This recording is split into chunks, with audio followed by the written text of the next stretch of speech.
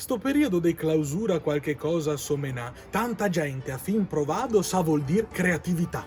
È così che poi de botto gli è diventati tutti coghi. Pisse, dolci, paste frolle, risotti sopra i foghi. Avevi visto che biscotti? Ieri anche io postè.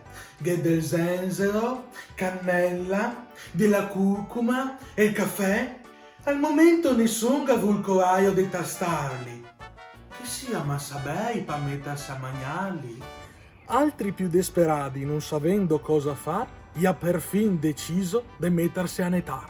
Abitemo in sta casa, da me sa quasi 10 anni, ben credè, sotto il sofà m'è cresciuto perfin i gerani. Ripulendo la soffitta, non savi cosa catà, un vestito del Rinascimento, bello e ancora conservato. Anche a me sta quarantena ma da gran soddisfazione. Finalmente ho dimostrato che lavoro anche ai teroni. Ho potato sto fico d'India che mi son catato qua. Sì, vabbè, mi sono sbagliato, ma comunque ho lavorato. Queste belle roselline che da poco ho piantato, tutte le sante mattine una canzone go cantare.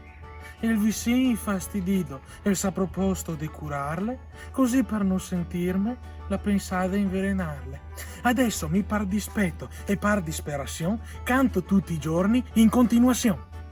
Io invece acculturato in questa circostanza ho sfoggiato il mio saper, ho poesie in abbondanza, commoventi, fin toccanti, su argomenti elevati, parossismi e ossimori come non mai ho utilizzati. Mi invece rintronato, non son buono di far niente, sto su Facebook tutto il dì e che dico su alla gente. Sta lunga quarantena forse qualcosa l'ha insegnato, a ci s'ha messo a far dell'altro o al manco a provare.